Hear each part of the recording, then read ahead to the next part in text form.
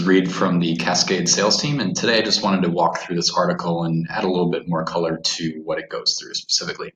So today we're talking about sales team KPIs.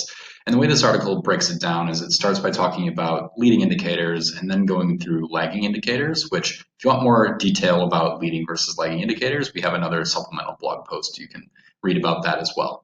But assuming that you understand leading versus lagging, the first way of looking at this is understanding our opportunities. So this is that leading indicator type things such as lead flow. How much is actually coming in?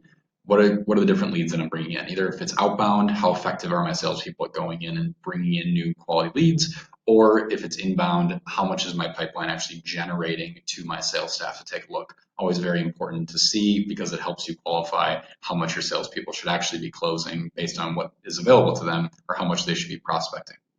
Activity metrics, this is another indication. It's very commonly adopted just to track how effectively your salespeople are working. You want to be able to see how many calls they're making, how many meetings they're having, all that kind of simple stuff. Quality opportunity rate is where it gets a little bit more in the weeds that a lot of teams don't go into. All right, it's great that we're bringing this many leads in, but how many of those are actually quality?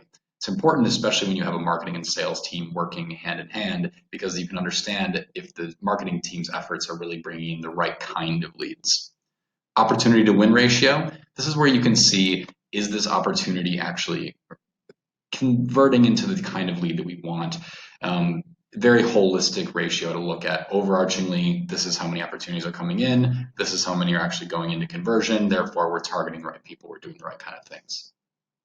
Those are really good ways to know on the front end, are we doing the right kind of things to push the opportunities for our salespeople? But then the effectiveness metrics come in on the back end. So the most obvious one, total sales volume, most people should be tracking that. How much are you selling? But don't forget to get a little bit more specific than this. Talk about individual sales reps, individual, whether it be segments of the market or regions, whatever it is. It's nice to know those kind of things so you can focus your efforts. Discount applied, margin retained. This is different industry to industry, but just knowing your total volume of sales versus if you would have sold that at full price, what does that actually come out to? And you can break that down by sales rep. Is this person only being really effective because they're underselling our product using discounts or hurting our margin in a manufacturing realm? Important to keep on top of, more as a fail-safe rather than a sort of main thing to look at on a day-to-day basis. Average contract length, this is getting more and more common in sort of new age sales, looking at that lifetime value. Let's not just look at selling really good clients, let's get clients that are going to stick around with us for a long time so that we can get recurring revenue from them. And then sales cycle length, it's hard to have a really strong business in this day and age when you're selling, really long-term deals. Some industries just have to have it, but using your CRM to make sure that you're working your absolute best to get that sales cycle to be the shortest, where you can still get the largest size deal is really important. Lastly, we have these holistic metrics, such as retention rate. This is very different industry to industry. For instance, in software, it's more of a customer success sort of thing to look at what are we doing to actually win those opportunities and then make them continue to sign. But it's important to keep this in mind as a sales metric because you want your salespeople to be focusing on the correct type of wins, not just the ones that are the easiest to sign.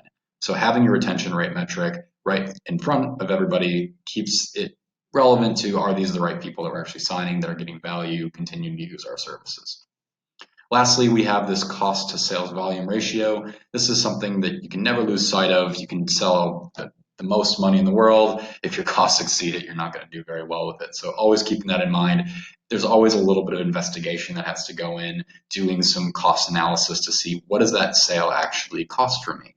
Maybe it's SEO, how much you're spending on each one of those opportunities, or maybe it's specifically how much you're spending in travel to go there, how many meetings, what's the opportunity cost of my sales team working on these leads individually, but just knowing that you're not losing money and ideally maintaining a ratio that you're comfortable with. So since a lot of the people watching this video are probably following along at home using the Cascade software, I'm going to show if you wanted to track this in Cascade or really any software, this is an example of how you could build out some of these. So I'll hop over here to one of my sample instances. I have an overarching goal here of increasing sustainable, profitable sales over the course of about a 2-year period here.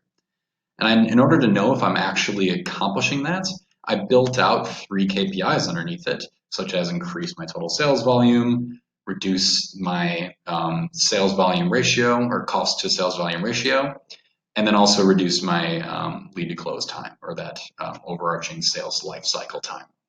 I'm choosing to track this overarching objective here by my weighted average. So what I determined was, all right, these top two, total sales volume and reducing my costs, are a lot more important than this decreased lead to close time. It's still important to track, but I weighted them much heavier so that now I'm still tracked as on track, 3% ahead, despite the fact that my decreased lead to close time is falling a little bit behind. You can weight those out a little bit differently. And then as I go in and update those KPIs, which I can tie into another software platform such as my CRM, I'm going to be able to create really nice visuals where I can see overarchingly on my dashboard here, this is what I'm trying to do, increase sustainable, profitable sales. I can see very quickly who's in charge of that, how am I doing, but then I can see this visual of those individual metrics and see down to the month or day or whatever increment of time I want to look at. This is where I'm at. I'm a little bit ahead of where I expected to be. Therefore, it's showing me as on track.